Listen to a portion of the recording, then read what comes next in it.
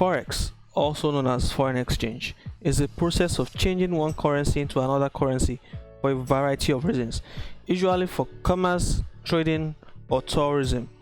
If you've ever traveled to another country, you usually have to find a currency exchange booth at the airport and then exchange the money you have in your wallet into the currency of the country you are visiting.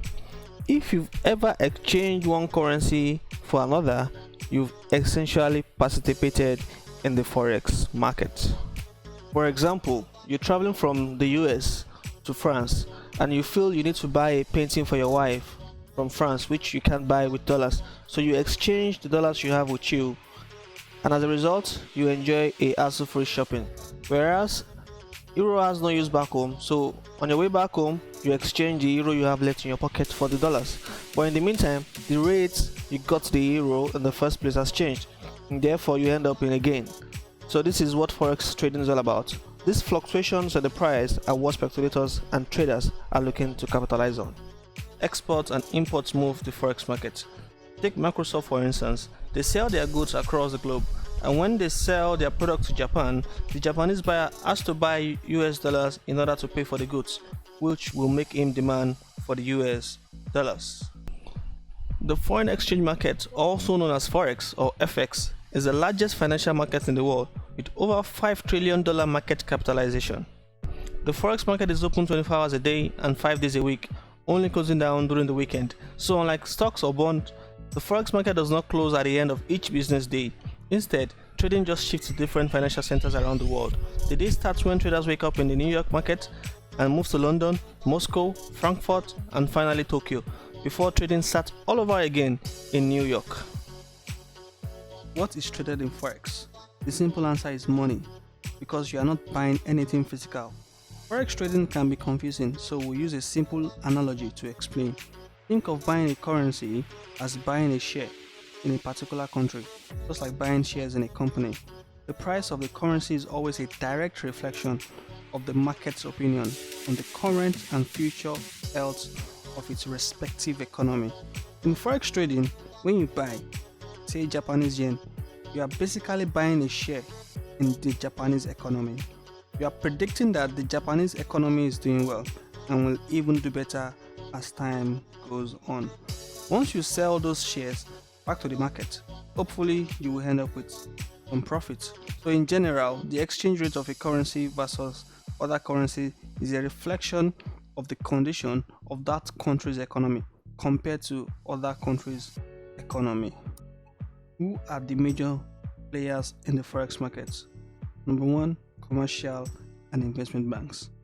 Number 2, government and central banks. Number 3, retail traders. And number 4, large commercial companies. Now let's look at currency pairs. You can't merely buy a currency and only buy or sell a currency against another currency. Hence, they are available as pairs. If you are buying the currency pair Euro USD, it literally means you are buying Euro and selling USD. Likewise, if you sell Euro USD, it essentially means you are buying US dollar and selling Euro.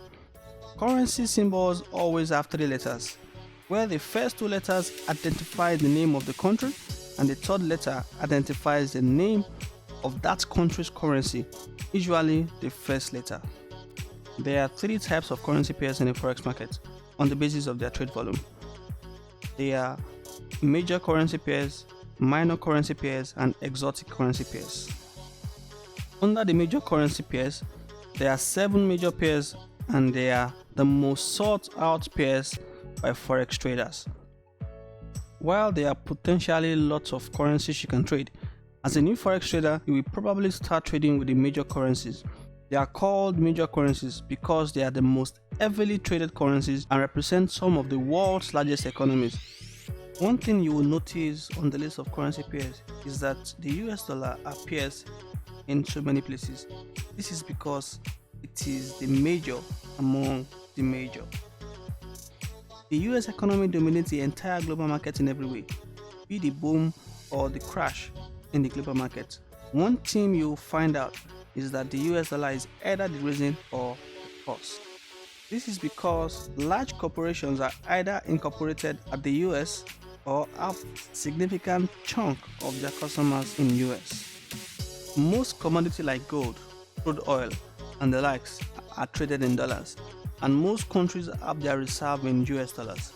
So the world economy as a whole relies on the dollar to be strong against its peers. I believe this has given you a better understanding about how the forex market works.